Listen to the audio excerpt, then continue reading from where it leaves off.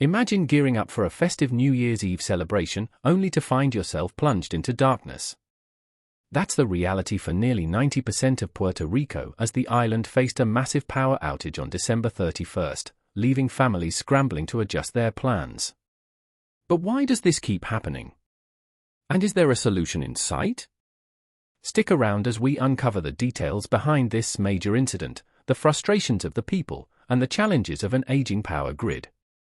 The outage, which began early on New Year's Eve, was traced to a failure in an underground line, bringing the island's already fragile energy infrastructure to its knees once again. LUMA Energy, the primary grid operator, has reported that it could take 24 to 48 hours to restore power, conditions permitting. But that's not all. Genera, the company managing power generation, called this a major incident, with spokesperson Ivan Baez revealing that the failure affected both LUMA's grid and Genera's plants.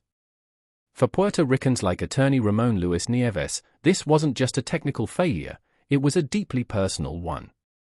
He described the outage as the culmination of over a decade of neglect and underinvestment in the power system. Can you imagine spending New Year's Eve worrying about basic needs like electricity instead of celebrating with family and friends? Drop your thoughts in the comments. Should companies like LUMA and Genera be held more accountable? Governor Pedro Pierluisi is also demanding answers. He's pressed both companies to expedite restoration efforts and to be transparent with the public. By 9:30 a.m. local time, 2 power plants had reportedly begun the slow process of restarting. Yet, for many, this is too little, too late. What would you do if this happened in your hometown? Share your opinions below.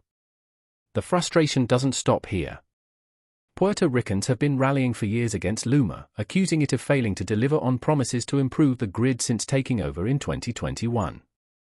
The company, however, argues that it inherited a system plagued by decades of neglect. This raises a larger question: can Puerto Rico's power woes ever be solved without significant reinvestment, or is this a sign of deeper systemic issues? So, what does the future hold? Will LUMA and Genera finally deliver, or will the island continue to suffer under unreliable infrastructure?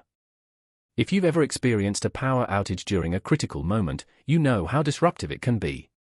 Let us know in the comments how you think this should be handled. And don't forget to like, share, and subscribe to 2230 for more in-depth news analysis that goes beyond the headlines. Every like and share helps us bring these stories to light.